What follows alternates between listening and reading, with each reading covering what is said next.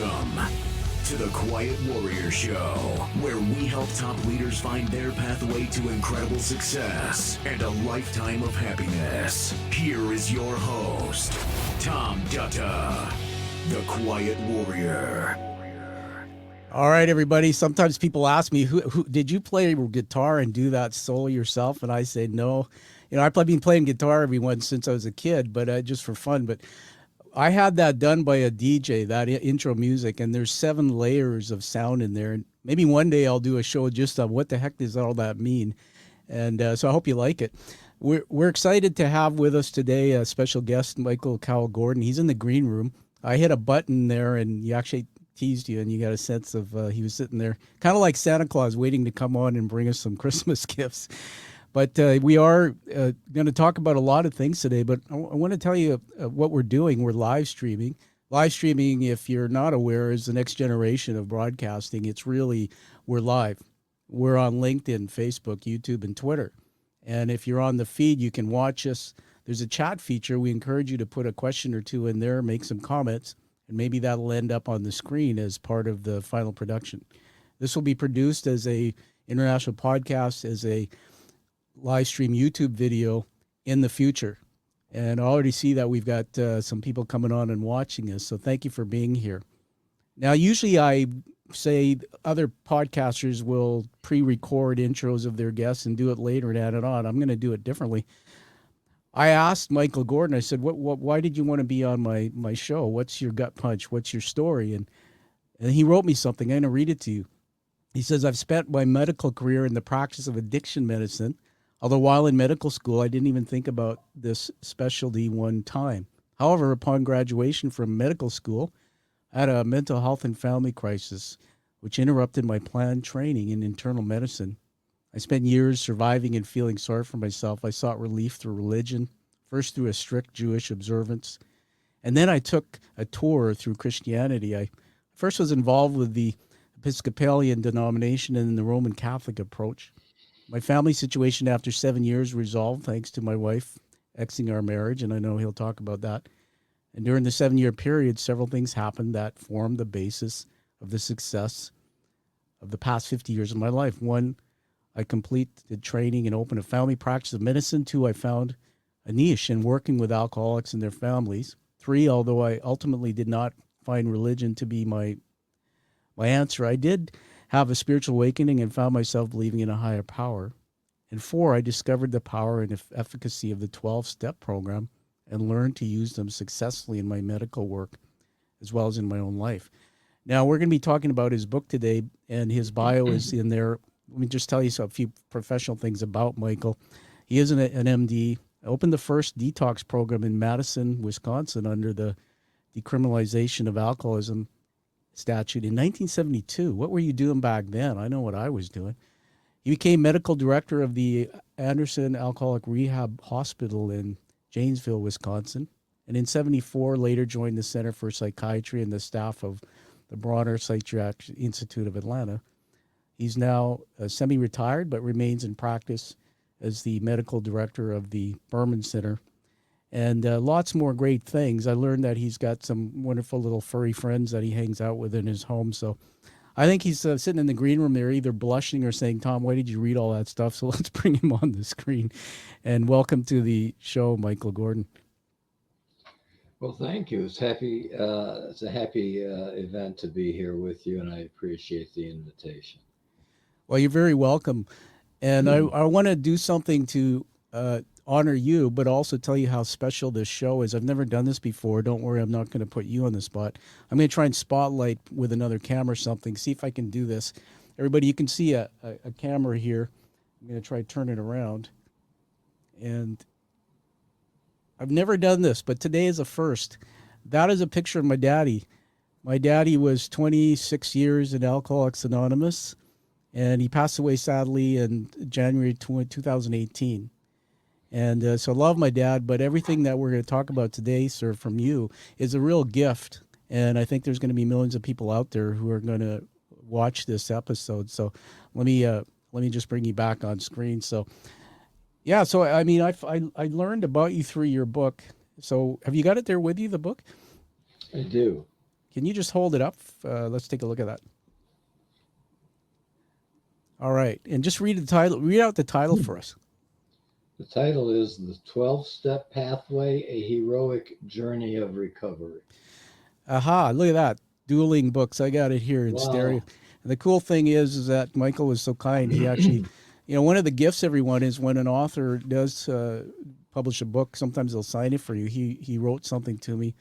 You can see I've already marked it up. I'm going to reveal a review for you. And I'm going to make a shout out before we get into the conversation with you that everybody, authors work. I'm an author. We are not known. The way we get known is I'm going to ask you to please find Michael's book. It's online or at your favorite store. Go buy it. And then once you've read it, post a review, goodreads.com, amazon.com. That tells the world about it. It gets the bookstore sales reps excited.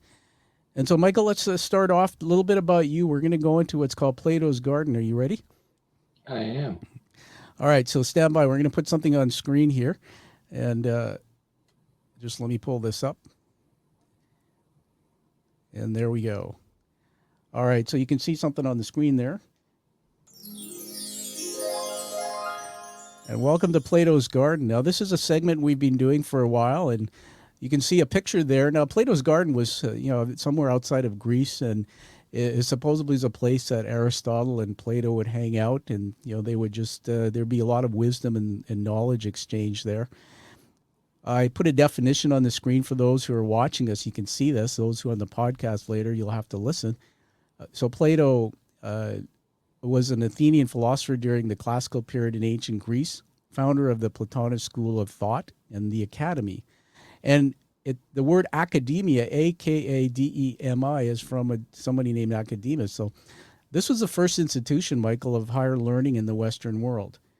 Now, I've just started my doctoral degree at a university in London, and I'm blessed to be doing that. And there's 3 words that they've been teaching me: knowing, being, and doing. It's really a different way of thinking. You may know some of this, but I think we spend a lot of time just being, in our lives and what we're doing.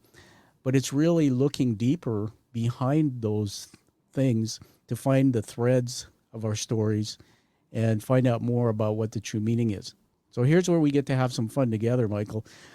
We're going to call this the influences of context for today. So I've got 3 questions on the screen.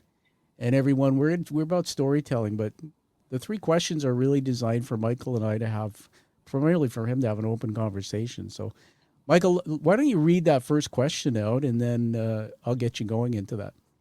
Sure. Number 1, macro. What was happening in the world around you that may have influenced your public works? All right, now I'm going to lead you a little bit because your life has been long, lots of wisdom. I was reading in the book, and I believe that there was a magic moment. I'm just going to look in the book here in the introduction. You went to your first AA clubhouse on Carroll Street in Madison, Wisconsin, to a meeting as a guest. It was November 1972. And would it be fair to say that the period, if we talk about the period that was the beginning of your public works, where you shifted into this whole journey of addiction and support through your work, would it have been around that period of time? Yes. Okay. So why don't you talk to us? What was happening in the macro world? Just talk about the world around you, any special events, things you can remember. Well, so let's talk about the addiction world. Things were changing, and people were starting to recognize that alcoholics were sick people as opposed to derelicts. In the 1950s, the American Medical Association adopted a position that alcoholism is a disease. And I don't think that should have been necessary because it's obviously a disease. And as long ago as the time of the American Revolution, Dr. Benjamin Rush said it was a disease. But there was a general awareness within society that alcoholics need help. They don't need to be locked up. And pretty much the view of alcoholism was that it was a weakness of character. So that was changing. What else was changing? Alcoholics Anonymous had become a mainstream organization. Yeah. Starting in 1939, it started to grow dramatically in the 1940s until um, by my time there were hundreds of thousands of people in recovery through AA. Bill Wilson, the main co-founder of AA, had just died the year before in 1971. Yeah. Yeah, I was one of the things I wanted to ask you is when you talk about alcoholism as uh, a disease versus what? What would the without that definition, what would it be? Would it have been considered? A moral weakness. Yeah, that was quite a striking remark, and I think everybody just again we're with Dr. Michael Cowl Gordon here. The word weakness of character. It's interesting when we talk about that.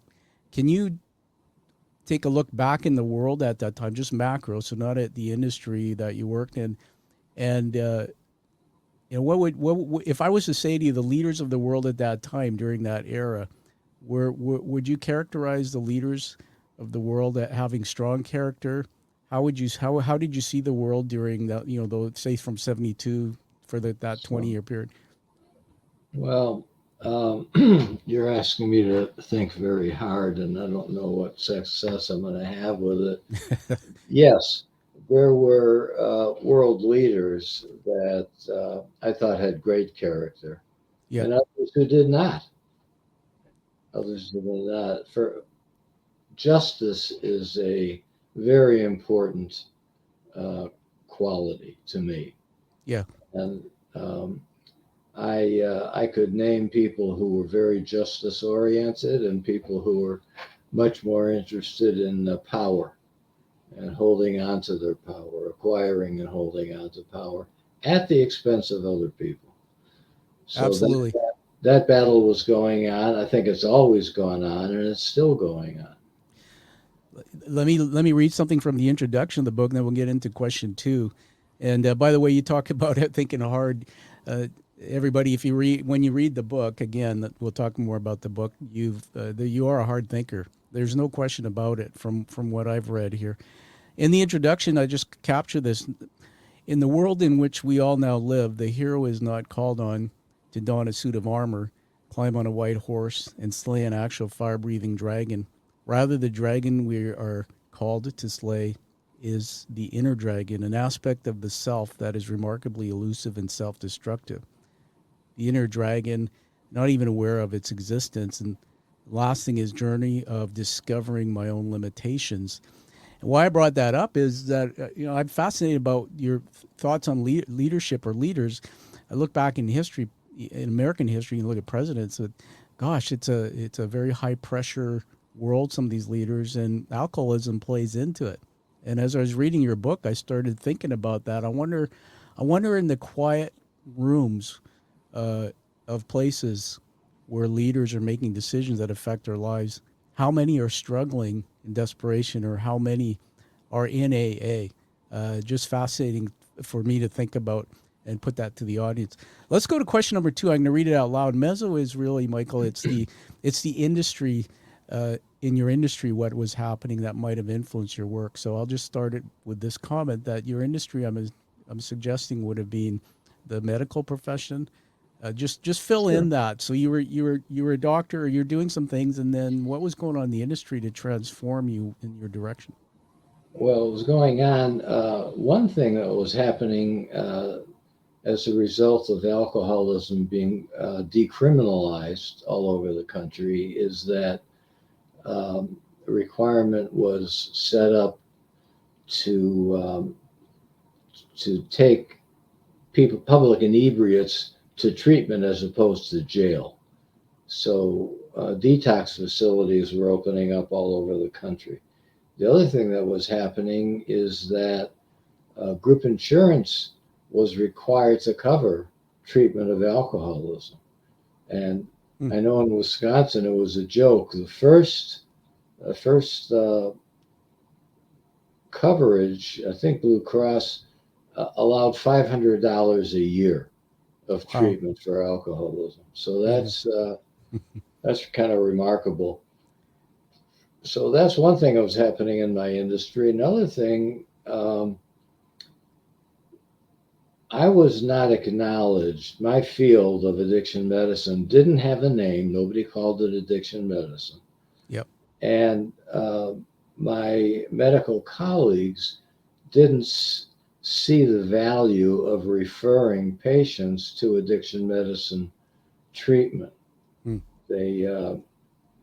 It just didn't happen. So I would say in my first few years of treatment, um, I don't think I got one referral a year from medical colleagues. In fact, when we went into Janesville and set up the treatment program, one of the family doctors in Janesville made a complaint to the State Medical Society that he thought a scam was being perpetrated and wanted an investigation. Hmm. So that's what was happening in my industry. Did That it is, influence? yeah, yeah. Sorry to step on you. You No, just no. you evoke something in me. That's remarkable. I mean, I gotta I honor agree. you because you obviously were there. I think about the experience I had with my own father, who was an alcoholic most of his life, and then recovering. But to think about today, how if you even breathe a word to your doctor that you're struggling with alcohol, whatnot, one of the very first tools is AA. And I think I shared with you, Michael, that just recently a good friend of mine passed from cancer, but he was in AA most of his life, and we had the funeral or the celebration, and they asked me to speak at it, and like there was 150 people there. I know Canada is a smaller country, but that's a large amount of people, and most of them were through the community of AA. They just found their way, and it was remarkable to me how many people have benefited from that. But to hear your comments, so thanks for sharing that. Let's go into Sure. the let's go into the last part, everybody. So we're in Plato's Garden with Michael, and what we're really doing is we're looking at hearing what was going on in the world in his industry, and now the one that is deepest, I think, is what was happening in your personal life that may have influenced your public works. You wrote me some wonderful things that you apologized was too long, and I said no, I want more. But if you're willing to just talk about your life, there were many things that you wrote to me about. Just tell us; it's part of the story. In 1967, the year that I graduated from medical school, um, I met a woman who turned out to be mentally ill Mm. and also to have an issue with addiction to prescription medication. So while I had gone to Madison, we had gone to Madison for me to continue training after medical school. I got so depressed that I couldn't function in a training role, and so I took a leave of absence. And in fact, eventually I had to resign my position because it wasn't getting any better. Yeah. I tried to get help personally, and she started seeing a psychiatrist, and things did not go well. Well, um, I um, I felt that I might get a better grip on my life if I looked into religion because I had, I grew up in a Jewish household. A lot of, well, first of all, a lot of young people are pretty agnostic and, if not atheistic, and that's Yep. certainly true among young Jewish people. Well, that wasn't working for me. So I said, well, let me try this religion stuff.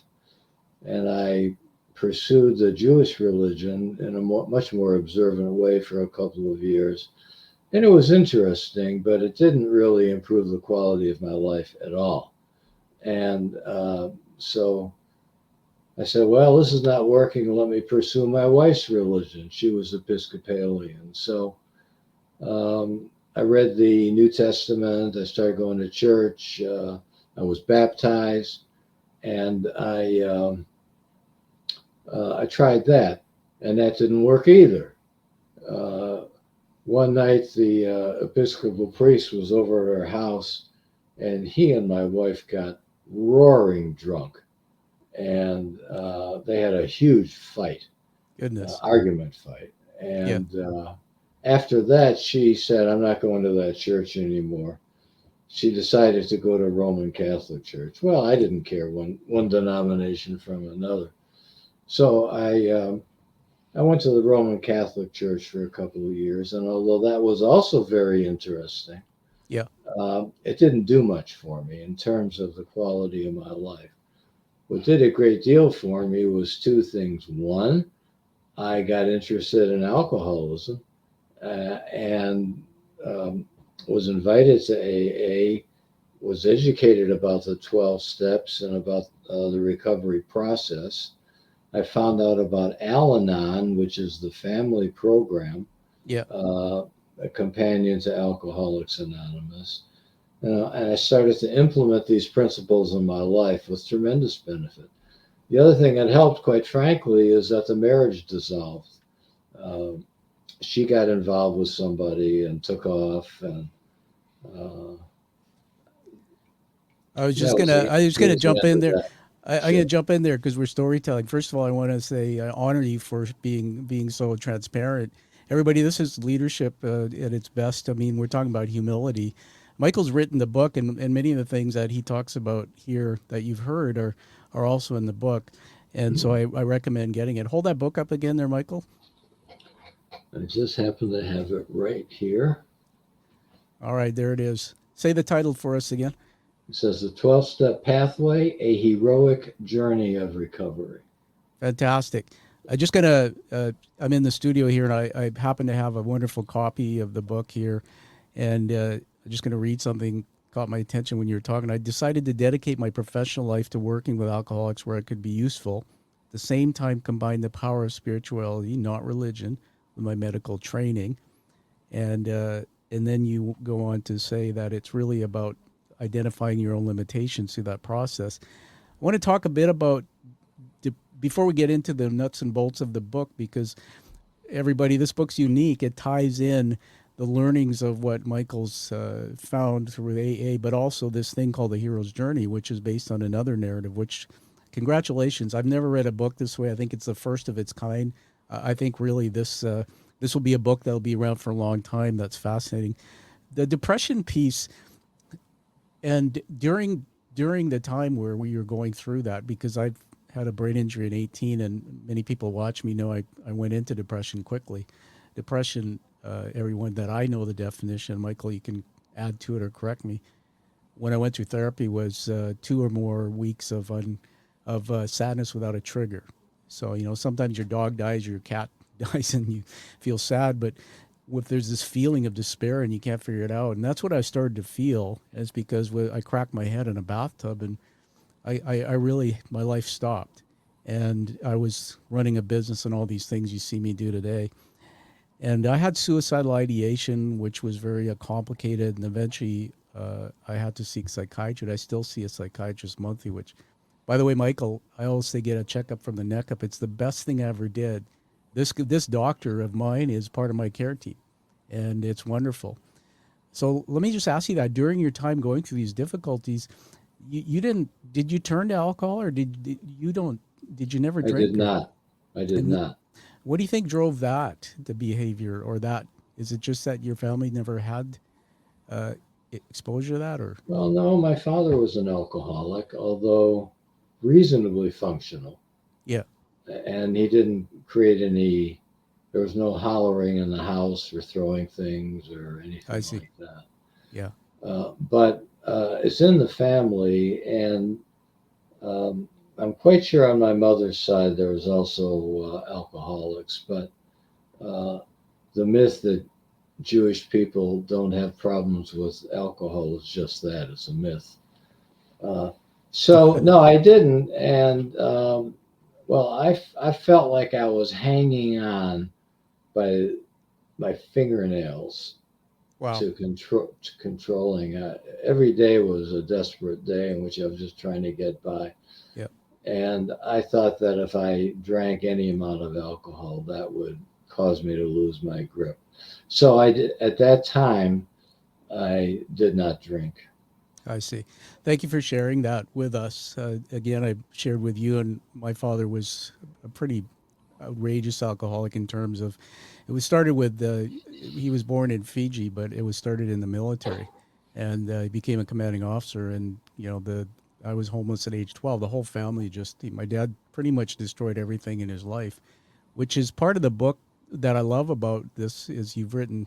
People have given their stories, which you can tell us how they're written because they're actually beautiful. But as we wrap up in Plato's Garden here, let me just summarize a couple things. What everybody would it be fair to say, Michael, that the world around you defined and it was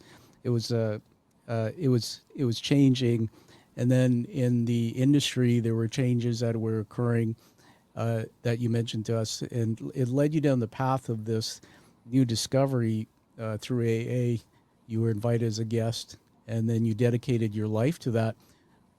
Would it be fair to say that you also saw something in AA that you felt you needed because of all these things in your life? Well, I certainly wanted it, and I probably thought that I needed it as well, but I didn't think I qualified. I see. Um, but when I discovered the companion family program called Al Anon, I realized that the 12 anybody could use the 12 steps and apply them to whatever difficulties they're struggling with in life. I see. Okay. That answered my question. So we're going to say thank you for you in Plato's Garden. We're going to leave that garden. And that's just a wonderful segment that you gave us. And everybody really is a lesson to see how someone with such wisdom, like Michael on the outside, you see him as a semi-retired medical doctor who's dedicated his life in this area to helping people with addiction. But you never know the story behind it. It was just remarkable. Let me just take this off the screen here and bring you back on. And so that brings us into the book. Now, tell us about why you wrote the book, and the structure of the structure of the book's very unique. So you've brought these two worlds together. Heroes, this Joseph Campbell work in AA. So the first question, why did I write the book? Well, two parts to that. The first part is that 25 or 30 years ago, I had a patient who was admitted to our treatment program. Our treatment program leased some beds to a Christian treatment program. And so they were applying wisdom and beliefs of the New Testament to mental health recovery, addiction recovery. But they didn't have their own doctors. They had their own other staff, but not their own doctors. So they were using our staff. And so I was assigned to one of these patients. I went to see him. His main agenda with me is to explain to me that he's not a Christian. I mean, this is not a problem for me, Yeah.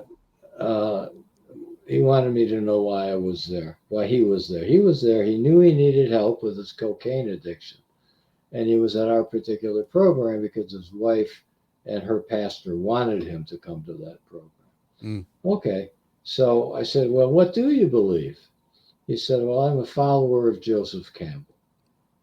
Have you heard of Joseph Campbell? I said, yes, I have. But I'm not as familiar as I might be with Joseph Campbell. So tell me what you believe. And he said, well, Joseph Campbell said that God is beyond all categories of human thought. Therefore, any dogma that a religion puts forward can only approach but not really reach the idea of God in its exactitude. So, well, I thought, okay, that makes sense. So I went home. I got a hold of Campbell's The Hero of a Thousand Faces, The Power of Myth. And I found the actual quote, which was, eternity is beyond all categories of human thought. Mm. But it was the same idea that it's, Campbell said that it's not possible to think about God as God is. And certain religions, I think any religion would disagree with that, and I don't have an argument with anybody on that score. Yeah, But I was very attracted to the idea of the hero's journey as a model for addiction recovery. that's amazing. Everybody, we're talking to the author of the book, The 12-Step Pathway. Michael, in chapter 1, I'm just going to throw this out for you to talk about. It says a heroic journey, a quest for redemption and wholeness. Actually, if you can do me a favor, everybody loves to hear an author read a paragraph out of their book. Can you open it to page 7 and just read me the first paragraph there? I highlighted it because I thought it was worthy of getting you to talk about. The first paragraph. This is a book about becoming heroic. A hero faces great danger, overcomes incalculable odds, and accomplishes what would have been thought, especially by oneself, impossible to achieve. Considering the fear and pain that such a person must experience in such an adventure, it is a role that few would desire. Yet more of us find ourselves in circumstances demanding heroism than one might imagine. In fact, I suspect that people who are never called on to become heroic are in the minority, if they exist at all. Some, of course, are heroic on a grander scale, such that their names and life accomplishments are household knowledge. Thank you. What a gift. Thank you, Michael. Everybody, when you hear an author who's written the book read it, it adds meaning. I'm just going to read a little bit from the next paragraph and then we'll talk about it. This is not a book for people who might want to become heroic someday. It's for people in the midst of a crisis whose very lives are threatened and who must decide if they are going to face their situation, survive, rise above themselves, and then share their newfound knowledge with others in need of salvation. Tell us more about this hero's journey and also just quickly who Joseph Campbell was for the audience.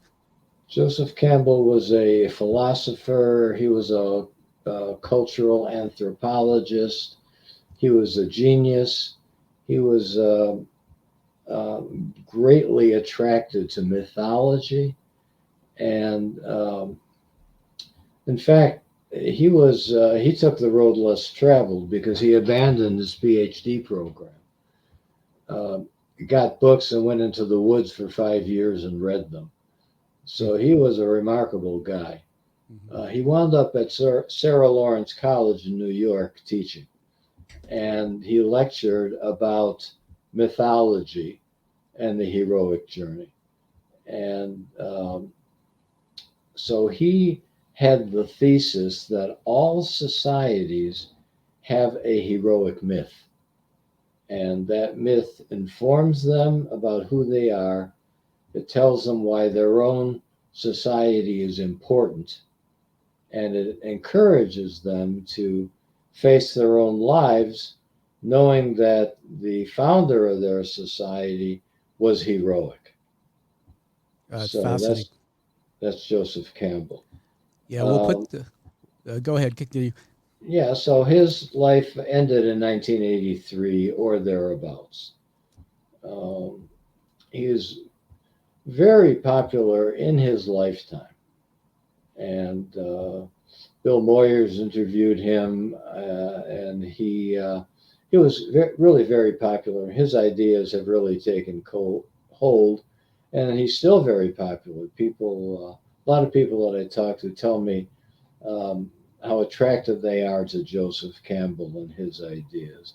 Now, the heroic journey, um, I've done a lot of reading about it, as you might imagine, and different writers have different takes on the heroic journey. So I'll tell you what I got out of it for the purposes of my my ideas. And one is the onset of a heroic journey is the call to adventure. The call to adventure is where the hero is challenged by something. In the case of alcoholism, uh, the hero is called on to stop drinking, to overcome his addiction, something that he has already found to be impossible to do. Yeah. May have quit for a few days, a few weeks, but always goes back. And so the call to adventure is the beginning of the journey. The second stage is the refusal of the call. So the hero says, I don't think so. And that goes on, um, that can go on and off for the lifetime of the alcoholic. Yep. But let's just say that the part of the call to adventure is the promise of help. And so the hero hears, you've got to do this, and I will help you. You can be successful. And so there is the acceptance of the call to adventure and the acceptance of the gifts. Now, can I go on and say what this means to the alcoholic? Yep. So, yeah, so because this answer gets long. So, what does the alcoholic get as a gift? It gets a community of recovering people. The alcohol is accepted into a community of recovering people. And here's for the first time in a long time, we're glad you're here. Yeah. And what you're trying to do, we have all done, and we're happy. And he can see that they're happy and that they're sober. And they say, this is what we've done, and you can do this too. And you should get a guide, a mentor that will help you through the process, which in AA they call a sponsor. Mm-hmm. And so the sponsor and the program, what they learn is the next stage of the journey is staying sober in the exact same world in which they could not stay sober. And there's a second journey involved, and that's the inward journey.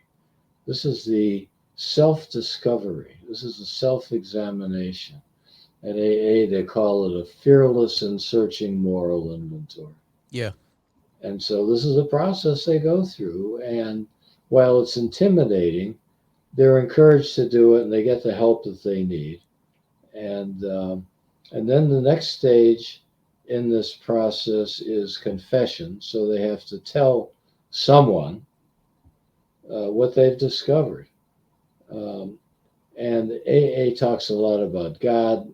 And they say they have to talk to another human being and to God and tell them who they really are, who they have been, what their character has been like. Yeah. So I could go on, but no, maybe you don't want me to. Well, actually, no. I think we could do multiple shows with you. Let me jump in there just because we're trading stories. There's so much. When you say something, my brain goes on a journey in so many directions, and so it's my turn to maybe be a little verbose with you. I want to show you something. I want to show you something in the camera here. If I can just make this look good. Just going to put my pen down. Never done this before, but let's look what's tattooed on my shoulder. The hero's journey narrative. That's actually the hero's journey narrative out of his book. For goodness sakes. And that's why I say, like, I believe in my faith, but I believe that whether it was intended divinely or not, you and I met for a reason. How come you're talking to a guy here, me, who you're telling me about the hero's journey? I'm saying, hey, dude, I got it tattooed on my shoulder. I've read the book and I get it. And this is remarkable because, like many of us, we discover things through the beauty of others. Excuse me. One of the things that you said, I wrote down in my paper here, was about sponsor, community, and there was some feeling of when you're in that community, you're accepted. People accept you. There's trust. Right. Hope. Dr. Gordon, I want to just say that one of my fascinations is neuroscience. You can see in the back there in my studio, I got a picture of a replica of a brain. I actually bought it and took it apart to try to figure out what was going on in my head. And I'm a big fan of a fellow named Dr. Paul Zak, who's actually studied storytelling. And he studied in his lab, and he's written a book on this too. And what happens during storytelling, he suggests, is there's two brain chemicals that are released. One is cortisol, the most common ones, cortisol, and then oxytocin. And what's interesting is cortisol is, and I read this in your book, you're very up on neurotransmitters and all the way the brain works. So this is why you got to pick up his book, everyone. But in storytelling here, you're saying something to me. You're telling me the story. And what you don't realize is when you were talking about your life and your first challenges and things. I was getting this pit in my stomach because I was starting to go, oh my goodness, me too. Being through that, I kind of, and then there was a cortisol release, and I'm starting to feel some of this. I'm leaning in, I'm listening, what's coming next, but then there's fear, and that fear was being triggered. But then when you said some other things about your story, and you're starting to talk about how you're helping people, I'm going like that guy's just like me. There's that oxytocin that's released, and there's that trust. Now that trust that I can trust you and I can tell you about things that I maybe wouldn't tell others. We can just pause for a minute because I'm going to edit that out, so let that go to. Sorry about that. That's. I was going to say that's not your sponsor calling, but you don't have. You don't have. I have a sponsor. You got to teach your cats to answer your phone. By the way, I was going to say something funny to you that do you think if cats could drink they would, and what habit do cats do that would be their version of an addiction? You can think about that one. But let's go back to what I was saying. So 3, 2, 1. That what I understand is people just want to fit in. They want to belong. And I was telling everyone, I was telling Michael that a good friend of mine just passed away from cancer at age 80, but he was lifelong in AA, just like my father was. And when I went to the celebration of life, there was 150 people in the audience, and they were all, many of them were coming up, and they were from this chapter of AA, they were from that chapter. And what happened with my own dad is I was estranged from him, Michael, most of my life since he left home. And something in your book I read, which I'll bring up in a few minutes with you, that triggered that story of my whole childhood over again. It was like I read one of the stories and went, oh my God, I thought I was the only one. And so I hadn't seen my dad, and then somehow I was brought to him at a Starbucks a few months before he died. And I missed him. I wanted him back in my life. We took that picture I showed you earlier. It was the last picture of him. And he was so happy. He said, I love you, son. He said, I release you. I'm so sorry.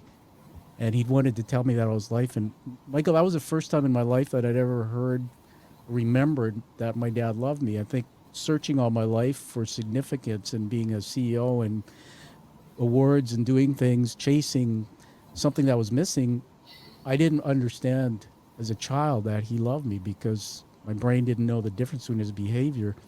And I'm getting to a point here so we agreed to have coffee once a month, and I said, let's go slow, Dad. We took the selfie, we left, and then my mom phones in January and says, I'm sorry to tell you, your dad had a heart attack, and he passed. And I remember going to the funeral of his, and I have 2 brothers, and I'll talk about this openly with you. I love my brothers. One is very much still an alcoholic, struggles, his whole life, has a mental illness. And the other one, high pressure job, similar, not an alcoholic, but the place was full of people, and I did the eulogy, and afterwards all these people are coming up to me, and this woman comes up, she says, Tom, your dad was a hero. The exact words, he was a hero. He saved my daughter, and she's pointing to my daughter, and then these other people said, your dad talked about you all the time, and I heard things like your dad was a pillar in the community, and he helped so many, and he would go into prisons and help people, men's groups. And I went, are you talking about the same dad?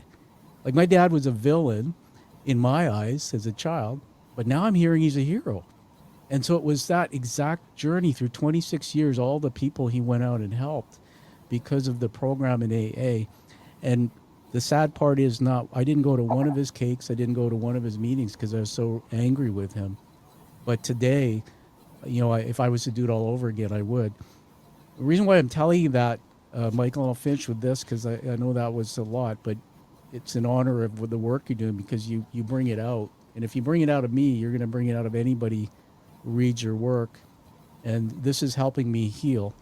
If you could just go to page 41 in your book there.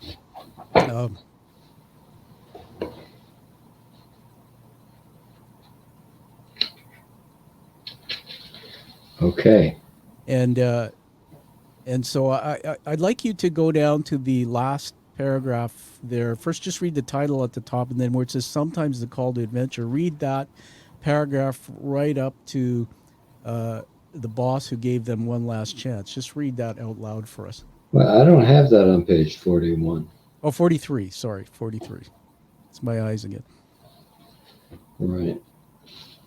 And tell me when you're ready because I'm going to full screen you. We're going to put this in the Okay. videos.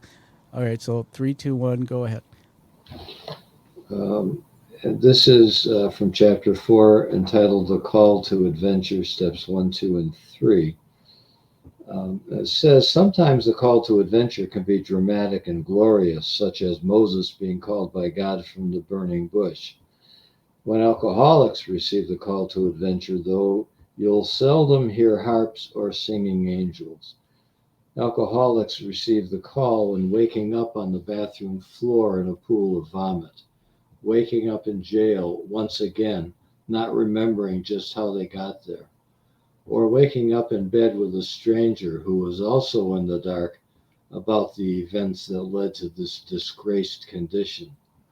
Or they receive the call when they are fired by the boss who gave them one last chance. I had a friend who received the call to adventure when he walked into his garage one morning to find the front end of his truck caved in and covered with blood. How had that happened? The last thing he remembered was being at a bar drinking with friends. Wow. In AA terminology, it is called hitting bottom. All right.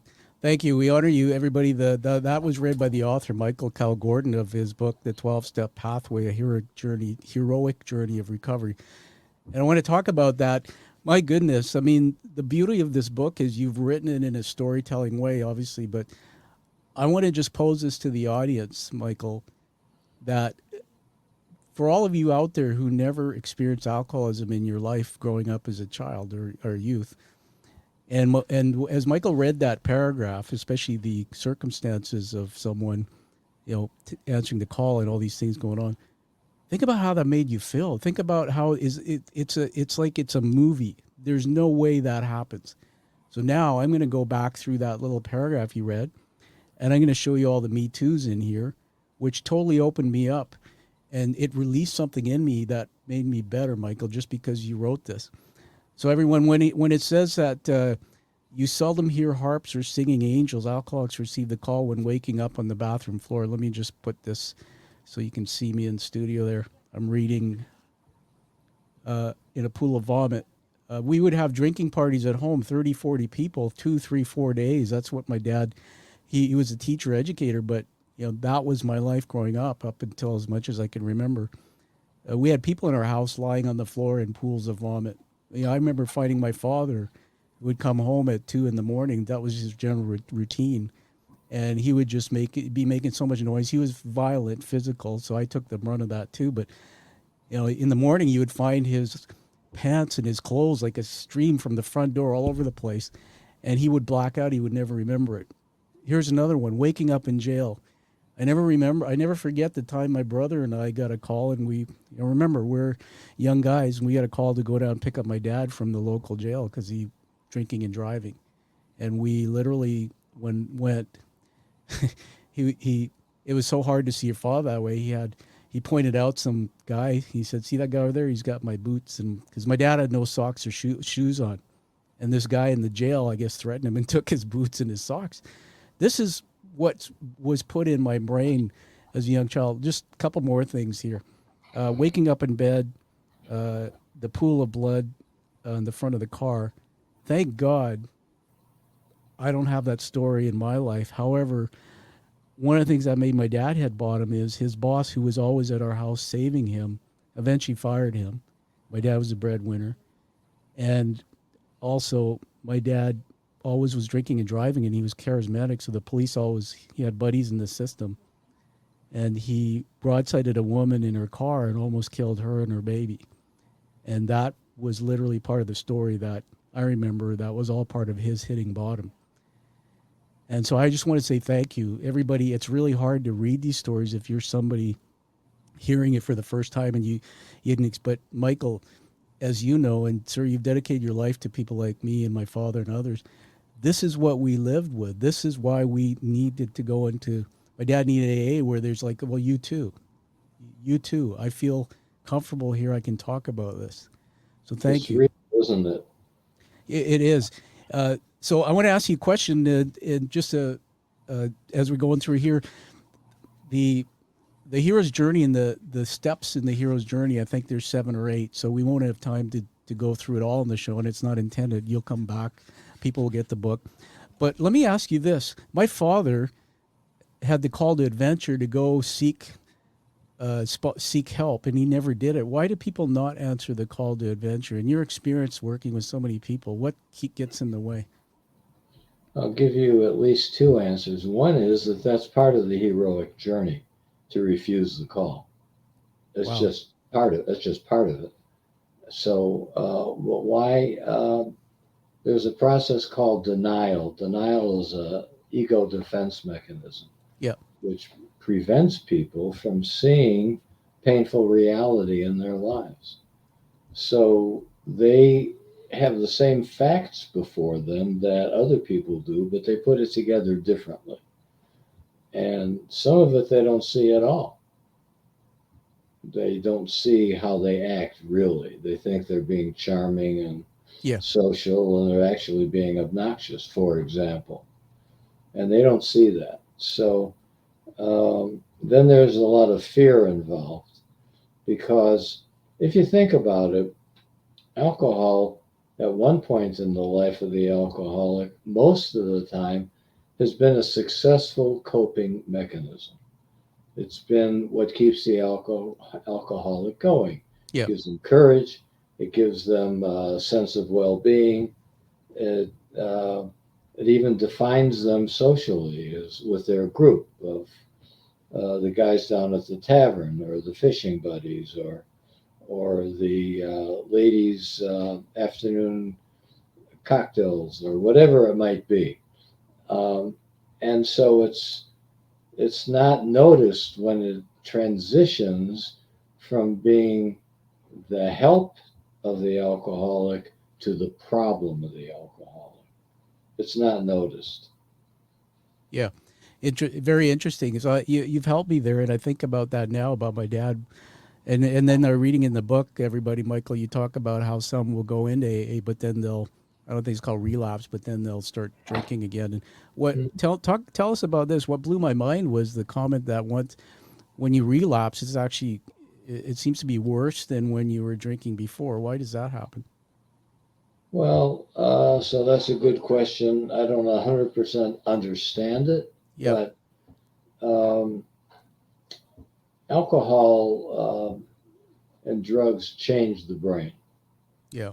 and establish a response pathway to the alcohol and drugs. And when drinking or drug use resumes, it triggers that same response pathway at the same level that it had been established, and or worse, Yep. gets worse. So that's my best answer to it. No, thank you for that. We didn't talk too much about your dad, and sadly, I know your dad eventually passed. I read something in the book. You said he was an alcoholic, so he was functioning, and I know a lot of people who probably are. Uh, do you think you had an interest in this area of helping people because of the experience with your dad? Was part of it? No, I don't think so. Yeah, As I was growing up, I really didn't think of him as an alcoholic. I see. So we had problems in our home, but they centered around my older brother's autism, I see. which was, oh my gosh, what a terrible situation that was. And there was no help available at the time. He was never properly diagnosed. He Wow. received no help from medical or psychological Yeah. people, and drove my parents crazy, embarrassed me. It Yeah. was a sad situation. He actually came out of that pretty well as an adult, Well, all things considered. thank God for that. It's funny, another thread in the story. Well, my younger brother has Tourette's, which I'm sure you're very well aware of, and Sure. it's horrible. And yet, it was the same thing. We think that it was my parents. They didn't see it. My dad used to poke fun of him. He called him sort of like the home jester. You know, he's always doing goofy things. But we think it was triggered by the trauma in the home of the time that that we were. My dad was in the military, by the way, as a commanding officer, and you talk just give experience around my brother. We didn't know he had Tourette's until I think, and then he started drinking, and he just disappeared. He dropped out of school, and today he can't really work and be effective in life. And I sometimes wonder were my parents lost in their own pain. Because my mom was always on drugs and like medication for depression, and she's trying to raise three boys. And this is my dad was never there, and all this.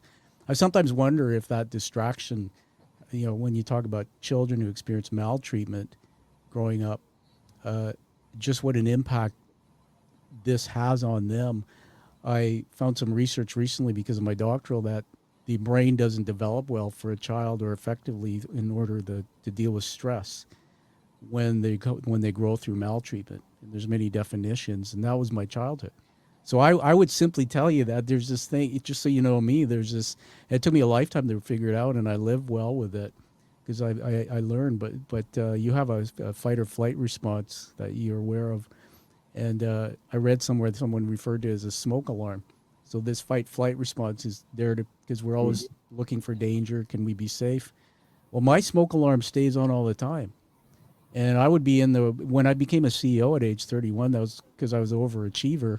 Michael, I would sit in rooms with people who were raising their voices or things happened. And what my brain saw going on out there was danger all the time.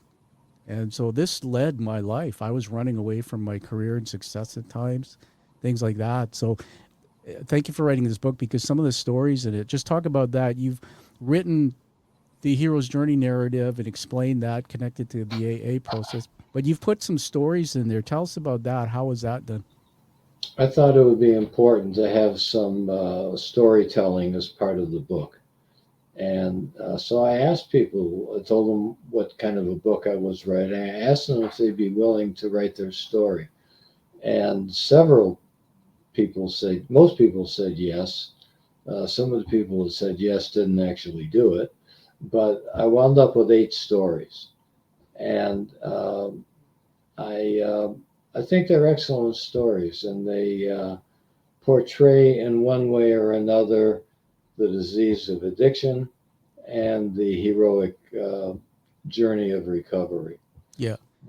And at the end of the book, I analyze the stories, so I demonstrate in what way some of the points are made.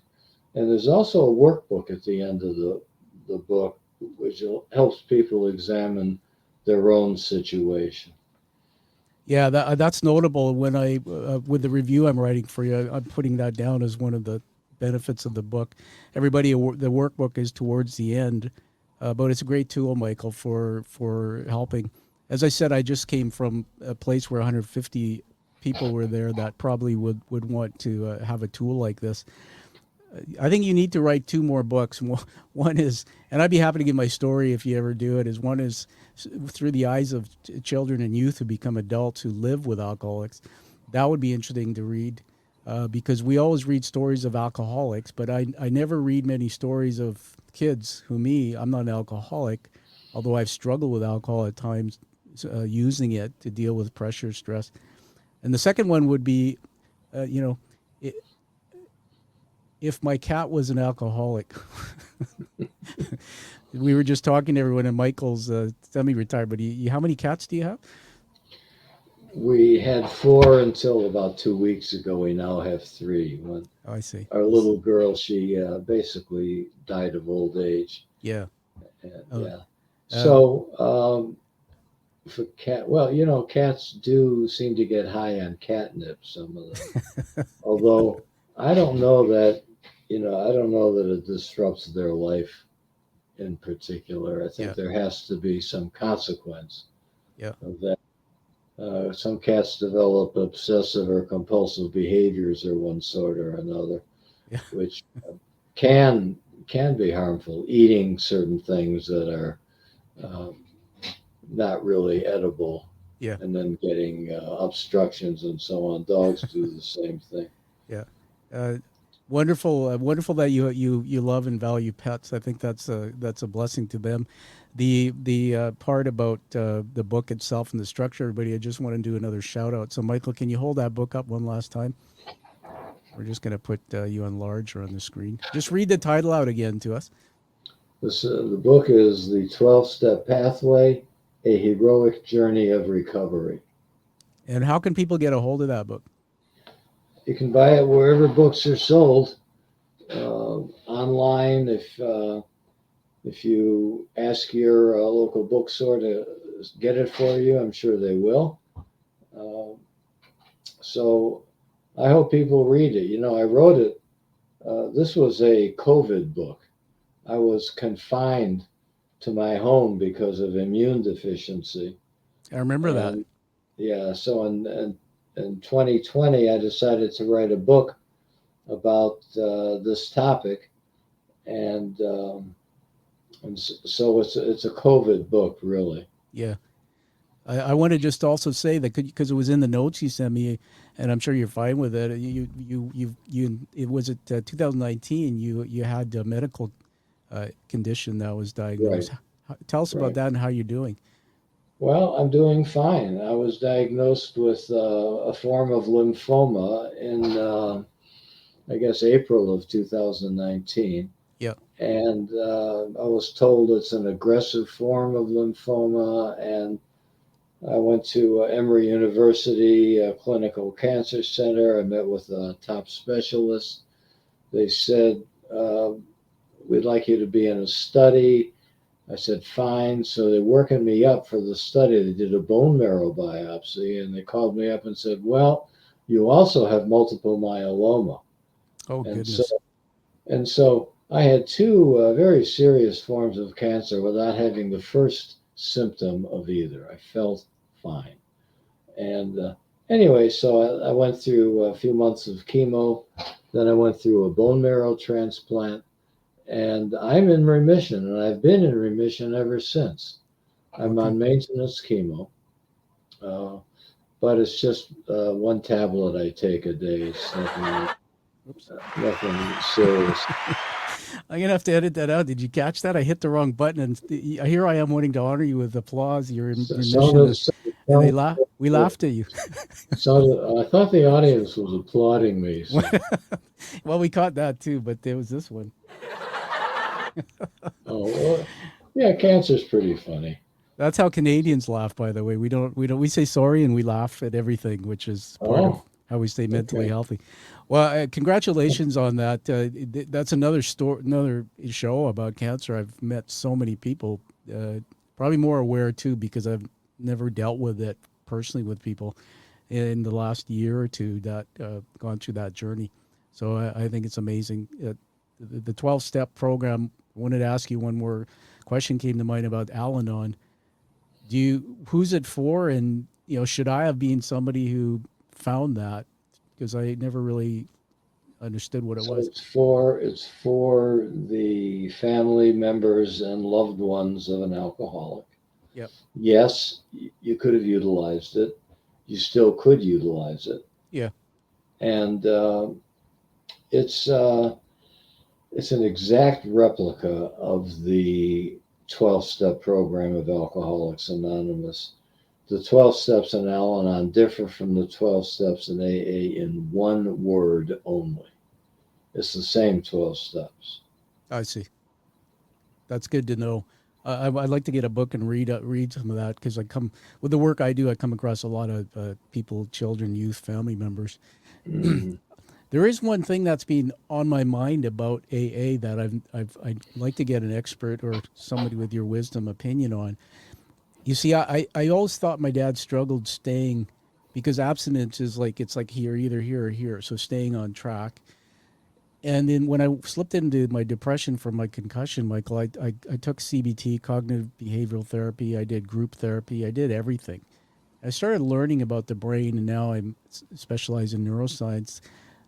And somebody told me when I was looking for a counselor, don't go find somebody as a counselor who puts their head down, takes notes, and it just has you talk about your problems. And then I started thinking about these sayings that people say, you are what you talk about. And then the brain can't have a positive and negative thought at the same time.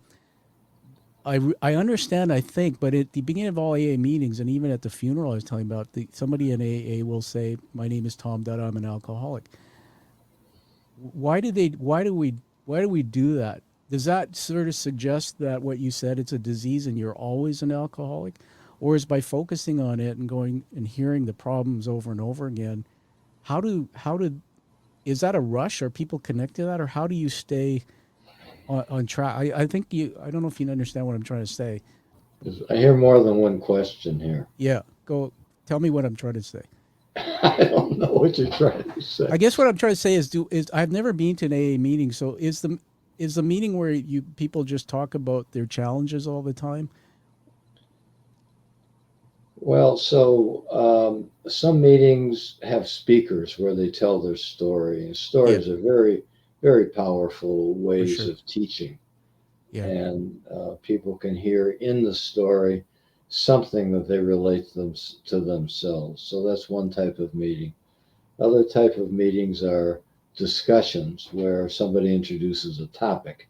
yeah, The topic would have something to do with recovery, the 12 steps, maybe a topic like resentment, self pity, humility, something like that.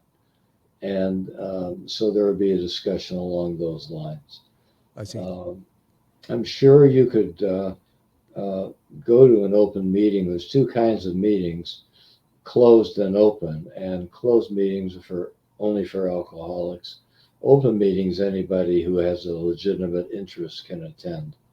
And so you certainly I could. think I think that's wonderful. I'm very interested in that. One more quick story for me is I did a TED talk in 2020 called "How Leaders Can Lift the Stigma of Mental Health," and I did that literally a year into my injury, and if you haven't seen it, I'd be honored if you looked at it and gave me some feedback. Okay. In trying to get my TED talk done, one of the topics I wanted to do was about forgiveness because my father had passed, and they didn't accept that as a topic that would work. So anyway, when I got my TED talk accepted, this guy calls me. His name's Ron. I won't tell you the last name, and he's in my Toastmasters public speaking group. But he also was involved with the TED stage that I was trying to get into. And he said, I didn't want to tell you this because it would have influenced you, Tom, because he's involved with the organization, and I'm involved with them too on a volunteer, Michael. He said, I knew your dad. And I was just floored. He goes, I knew your dad. And he said, your dad used to run the men's group and take us for meditation. And he said, Tom Miller was my dad's sponsor. He said, oh yeah, I know Tom Miller. And all of a sudden I'm going like, this is another fortuitous intersection in my life. Now this was 2020. All of a sudden this guy pops up in my life and he knew my dad. And he not only knew him, but my dad's spending this intimate time with his group. And then he introduces me to another fella, and this fella knew my dad too. And at the funeral I was telling you about, the fella that we honored, his name was Hattie Abra. Hattie wrote a book as well recently called Shackles Broken, Dragons Slain. He was in AA a long time. And as before Hattie died, I spent a lot of time with him, and we started talking, and he mentions Tom Miller. And I said, who's Tom Miller? He said, he was my sponsor. I said, he was my daddy's sponsor too. We're coming from two different parts of the universe, and all of a sudden I'm surrounded, and they were always there, but I'm surrounded by all these people that are connected by threads to AA and my dad. And I'll tell you, man, there's a part of the world that we're missing because I just think some of the people in AA are some of the most strong and powerful mindsets that I've ever met. That's interesting considering how people view alcoholics as weak. Oh, now that I've learned, so by the way, everybody, Michael's book, get it, read it, review it. But now that I've learned by reading your book and all these things that happened only in the last few years, absolutely not. In fact, what I saw, Michael, and I know you know this from your patients, what I saw my dad have to do to stay off alcohol, I think people in AA are some of the most strongest people in the world because there are people who have never come from maltreatment like I did, and they can't deal with the car, having a flat tire on their car, get stressed out. But think about a life with addiction where you have to stay, you have to live with that. Just so you know, to honor my friend Hattie, his son passed of suicide. That was one of the contributing factors to his start beginning alcoholism. and he was in he was in Corrections Canada, which was the prison system helping. He became a counselor through AA. But he was telling me the same thing. He said, when I go into prisons, Tom, he said, half of the people in there, they're so angry. And, they've got all this stuff built up from their childhood, early years. The addictions are part of it. So it's amazing work you're doing here. Thanks. If I can comment on something you just said, talking about people putting so much effort into their recovery over an extended period of time and being of service to others. This is also part of the heroic journey. The last stage of the heroic journey is the return to the kingdom with the treasure. Yeah. You return home to your home community with whatever, as Joseph Campbell called it, a boon, whatever thing of value you have found that your community needs. And the community needs plenty of recovery and plenty of blessings. And recovering alcoholics have a lot to offer, and they do so, they say, selfishly in order to stay sober. But that's somewhat disingenuous, because there's a real heart to give and Totally. to see other people find what they have Yeah. and what they've discovered. Thank you for saying that. Those are great words. I mean, you talk about treasure. We got something for you as we're wrapping up in a few minutes about treasure. That's one of the things that came out at this celebration we were doing for my friend recently was I think I did have to speak. So I was really difficult for me to know what to say, but I just want to tell you this, that in the last 3 months after he was diagnosed with cancer, he went to the hospital and then eventually palliative. I went, and I put this in my speech, I went and spent 3-4 days a week with him. And I never had that chance to do that with my own dad. And it was like he was my dad, and I was learning through him. And it was the most freeing thing. I would even, say I love you every time I left, and we would do some interesting things together. I said at the funeral, I said, when somebody helps you, like Hattie had this fun thing. I went to his house first time when I met him just years ago, and he was a painter. So he was a counselor, 40 years in AA, as a painter, and he was full of life. And he had such a positive mindset, Michael. In fact, they called him Happy Hattie. And he was a war vet. He had polio. There's so much to him, but he was in my Toastmasters speaking group, and I would hear him speak about his life. And something crossed between us in the speaking group. I didn't know about his son and all that, and he started looking at me, and we connected. And so I go to his house, and he says, come, I'll show you my paintings. He's got paintings on the wall. And there's one that's a llama, the animal a llama. And this llama is big and tall, and its head's up. It's got big white bucky teeth, and it's smiling. And I said, what's that? And he always used to talk, because he had polio, with a bit of a Sicilian accent. He'd go, Happy Hattie, Daily Llama. I said, did you just say the Daily Llama? Happy Hattie, Daily Llama. He created this character, the Daily Llama, like Dalai Lama. And he wrote blogs, and all he did, what I learned was, and I said that at the funeral, when Hattie figured out what he was given through AA, he has to give it back to the kingdom. He's out there, and that's all he did, is he went out and he helped so many people. So much like the stories that are in your book. I want to honor you with something before we wrap up here.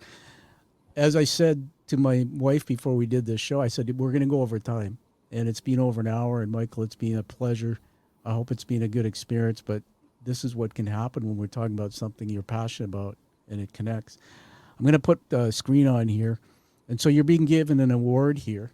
And let me just show you. You probably know about this from my other show. But it's on the screen in the back, but I thought I'd go get one. And we created this coin when I launched the show. It's a challenge coin. Have you heard of these? Yes. So AA has its different chips and coins, but these are used all around the world now. And they started in World War II, and soldiers would carry them to commit to each other in community. And they would have fun. If you didn't have yours, you bought drinks, etc. I wanted something that was unique, and that the people coming on the show, only the ones coming on the show who have gone through challenges and turned it into purpose, actually make it on the hero's journey narrative. So these are hand painted and crafted in the U.S. They're raised letters. They're beautiful. So that the front is that, but you know what's on the back? I thought you might get a kick out of this. It's Joseph Campbell's Hero's Journey narrative. Fully illustrated. Who would have thought, huh? These were done in 2017, and there's about 45 a year that go out across the world. And so, welcome to the Quiet Warrior community. You're officially now one of the Quiet Warriors. I'm honored. Thank you. You deserve it, Michael. There's so much more we don't know about you that we'll be finding out. So, on that note, tell us where people can get the book if they want to connect to you. The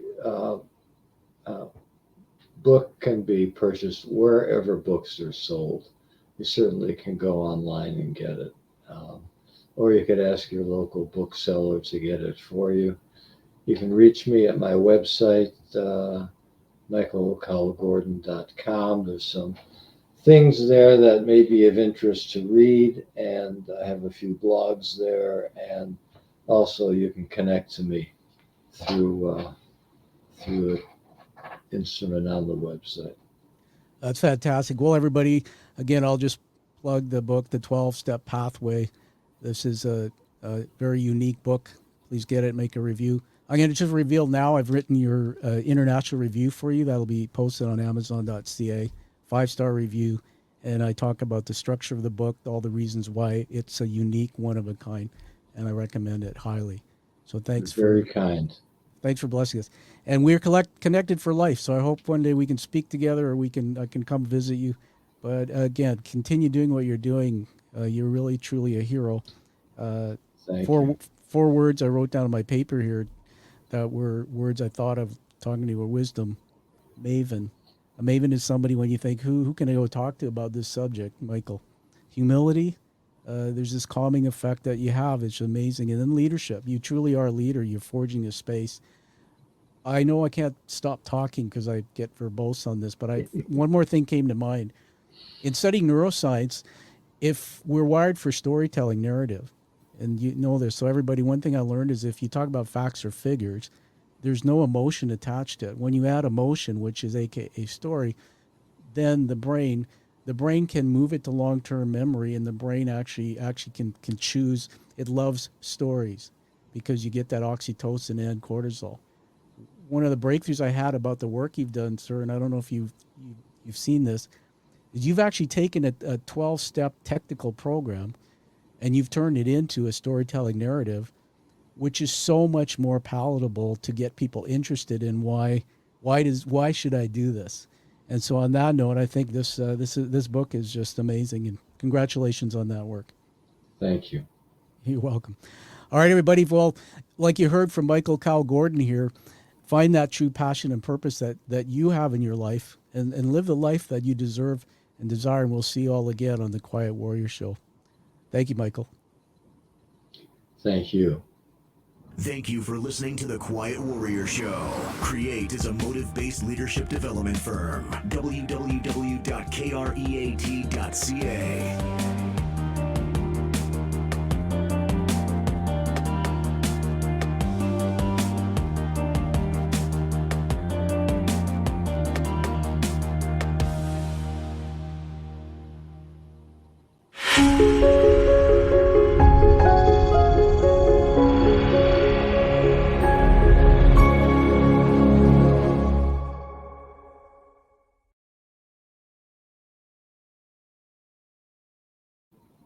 Stand by. I'm taking us offline.